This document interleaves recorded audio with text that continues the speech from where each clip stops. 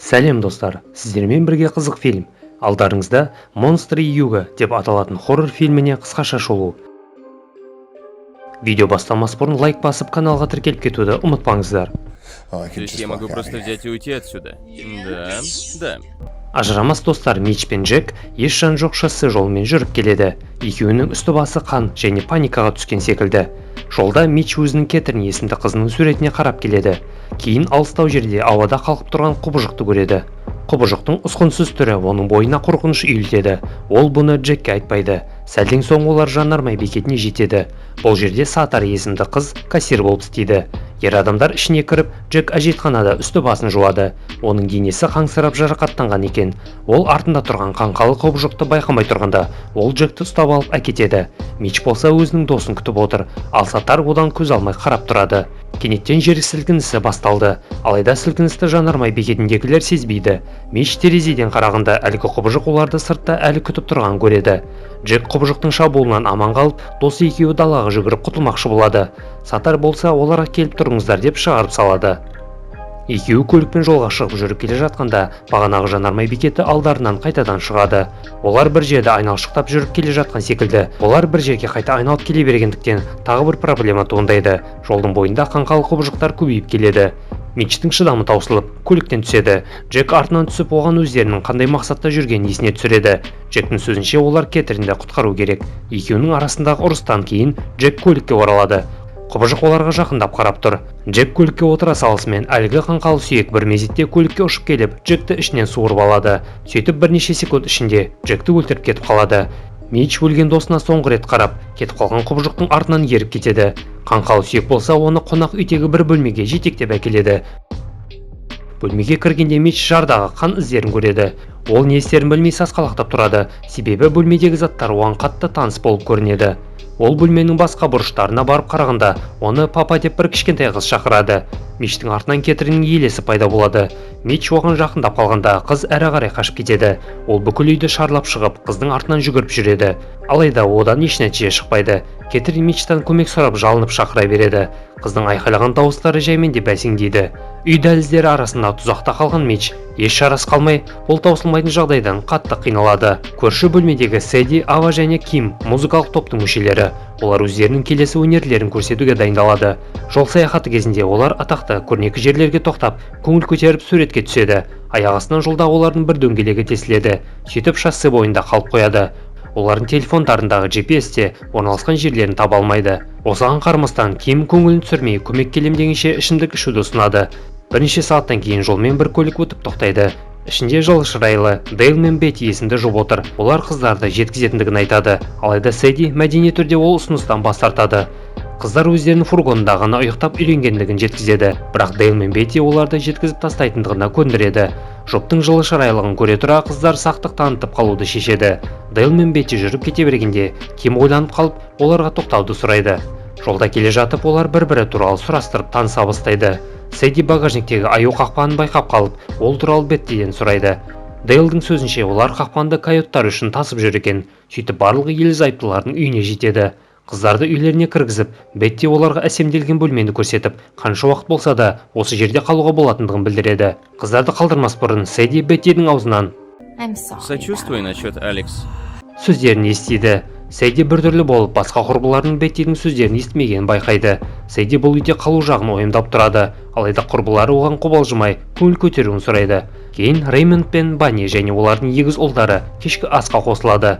Ас ішер алдында барлығы қол ұстасып дұға жасайды.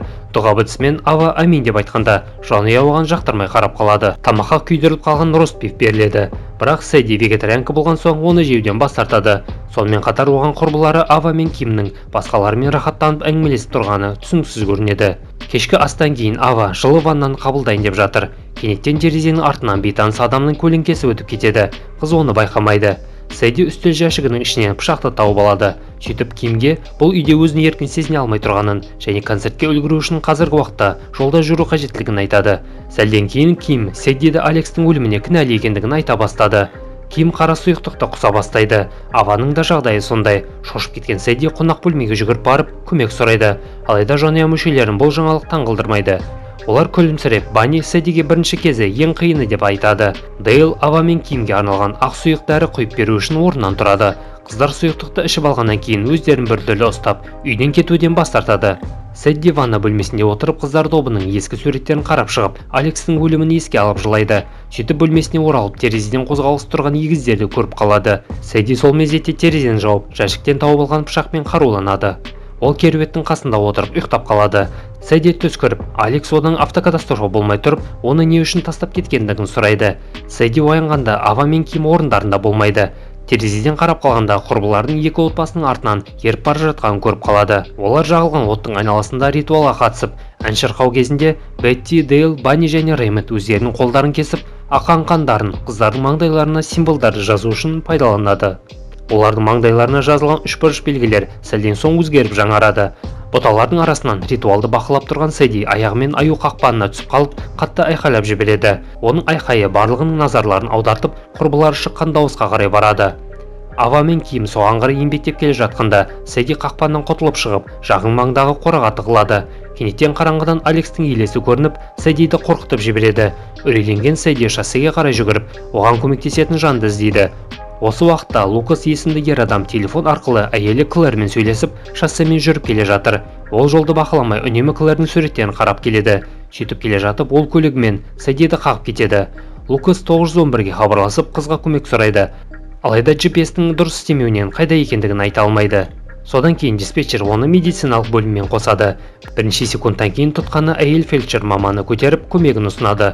Ол Лукастан Сэддидің жағдайын айтып беруін және қызды жақын жердегі қалаға апарып тастауын сұрайды. Ер адам оның айтқандарын орындап, жолға шығып алда кездескен ауруханаға жетеді. Қызды көтеріп ауруханаға кіріп қалғанда, Лукас бұл жердің толықтай қараусыз қалғанын түсінеді. Лукас хирургиялық палатаға жетіп, қызды жатқызатын орынды іздейді. Бір кезде Сэддидің бір аяғы тізесінен сынып жұлынып қалады. Не істерін білмей тұрған ер кісі телефондағы доктордың айтқандарын орындайды. Көп қан жоғалтқаннан Сэддидің денесі дірілдей бастайды. Лукас қыздың қаңсырған аузы арқылы трубка тығады. Бір кезде фельдшердің орнынан басқа үшінші дауыс шығып, өзін білікті хирург деп таныстырады.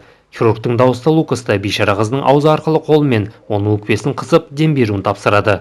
Содан кейін хирург скальпельмен қыздың кеуде жағынан төмен жерден кесуді бұйырады. Ол айтқанын орындағаннан кейін қыз өліп қалады.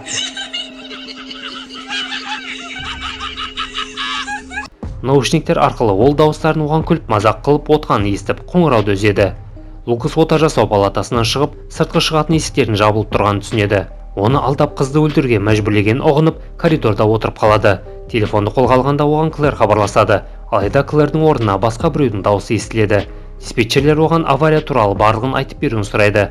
Лукас болса бұның барлығына кінәлі емес екенін жеткізеді. Диспетчерлер онымен келісіп, ауруханадан шығудың жолдарын айтады. Оған қоса Лукасқа ешнәрсе болмаған секілді жаңа таза киім мен жаңа көлік ұсынады. Ол уайымдап көлікті айдап кетеді. Диспетчерлер болса ешнәрседен қорықпай жүре беруін сұрайды. Тұтқанын қойып Лукас кетіп қалады. Кладу трубку. Good night. До свидания. Ал Сэдди есімді фельдшер әйел Лукаспен қоштасып, жақын маңдағы тұзақ деген барға кіреді. Ескі бардың ішінде Уоррен және Эл есімді бармен отырады. Сэдди сусынға тапсырыс бергенде, Эл оған есікті жаппағаны үшін ескерту жасайды. Сөйтіп екеуінің арасында ұрыс басталады. Уоррен болса Элді қолдайды. Бір кезде барға мылтығын ұстап, Дэнни басып кіреді. Ол өзінің Джесси есімді қарындасын іздеп жүр. Ол Уорренге мылтықпен көздеп, қарындасының суретін көрсетеді, бірақ ол үндемейді. Дэнни Элдан оның татуировкасы туралы сұрастырып жатқанда, Уорреннің қолы құбыжықтың қолына айналып, Дэннидің арқасынан осып жібереді. Алайда Дэнни жарақат алса да, Уорренді жерге құлатып, қолын атып үлгереді. Дэнни олардан соңғы рет Джессидің орналасқан жерін сұрайды. Эл білетіндігін айтады. Содан кейін Дэнни Элді тұтқынға алып, ұзақ жолға сапарлап шығады. Екеуі балмұздақ кафесінің артқы есігіне қарай келеді. Элдің сөзінше, оның қарындасы осы жерде. Олар ішке кіріп бірнеше ер адамның кезекте күтіп отқандығын байқайды. Кейін Эл Дэнниді бір бөлмеге кіргізіп, Джессидің біреудің артына татуировка салып жатқандығын көрсетеді. Ағасы мен қарындасы 13 жылдан бері қосылып, құшақтасады. Олар құшақтасып тұрғанда Эл Дэннидің тізесінен теуіп құлатады. Жарақаттанған Дэнни Джессиді онымен бірге үйге қайтуын өтінеді. Алайда ол одан бас тартады. Джесси оған бұл жерде өз еркімен жүргендігін айтады. Ашуланған Дэнни Элге қарай оқ атады. Сол мезетте Эл құбыжық тәріздес айқай шығарып жатқанда, Дэнни тағы да атып, оны өлтіреді. Содан Джессиді алып қашып жолмен жүріп келе жатады. Біраз уақыт бойы жолдың кесірінен көлік қатты тарсылдап дірілдеп жүреді. Джесси оған ата-анасын өлтіргеннен кейін осы нашар қалада тұруға лайықты екенін түсіндіреді. Қарындасының сөздерінен соң ол сөз таба алмай тұрады. Сәлден соң құбыжықтар оны көліктен шығарып алады.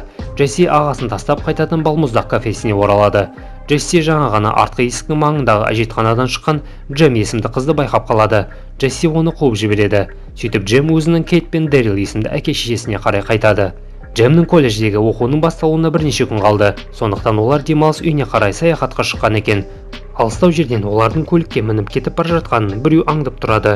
Жанұя мүшелері көздеген жерлеріне жетіп, үй ішіне жайғасады. Джем өзінің заттарын орналастырып жатқанда, Кейт пен Дэрил ас бөлмесінде кешкі астарын дайындап жатады. Ол ата-анасының қыздарының колледждегі өмірі туралы әңгімесін естіп қалады. Бір кезде олардың есігін біреу қағады, алайда сыртта ешкім көрінбейді. Үшеуі де өздерін қауіпсіз сезінбей уайымдап тұрады. Дэрил әйеліне полиция хабарласуды тапсырады. Өзі далаға қарап қалғанда көшеде маска киіп алған бейтаныс адамды көреді.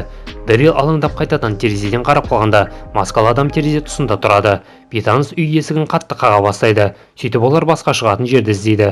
Олар әйнекті есік арқылы өткенде қайтадан келген жеріне оралуға тура келеді. Өйткені бұл жерде оларды басқа екі адам тосып тұр екен.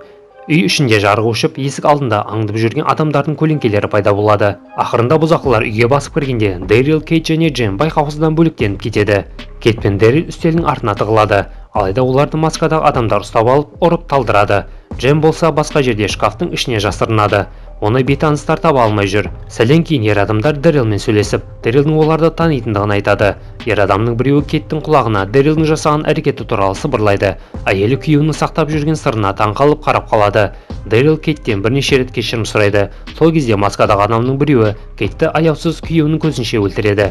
Дэрил қиналып қайғырып тұрғанда сырттағы көлік фараларымен сигналы қосылады. Бұзақылардың біреуі сыртқа тексеріп қайтуға шығады. Көліктің ішінде ешкім жоқ. Сөйтіп үйге қарай қайтып бара жатқанда Джем оның арқасына пышақ тығып, қолындағы битасын тартып алады. Қалған екі адам оған жақындап бұл жерден тайып тұруды бұйырады. Джем бір өзі кетіп қалады, ал бұзақылар Дэрилдің ішіне пышақпен соққылар жасап өлтіреді. Дэрилдің соңғы демінде олар Кэтриннің фотосын көрсетіп, өздерін Митч пен Джек ретінде таныстырады. Үйден шыққанда Джем келіп қалып, олардың жасаған қылмысы үшін битамен ұра бастайды. Джек үй ішіне кіріп оның артынан қуады. Джем оның ішінен пышақ соғып үлгереді. Қашайын деп тұрғанда ата-анасының өлі денелерін көріп қалып, жетіп келген Митч оны да өлтіреді. Осы уақытта тыныштық орнайды. Алайда кенеттен Джем және оның ата-анасының денелерінен қаңқалы құбыжықтар шығады.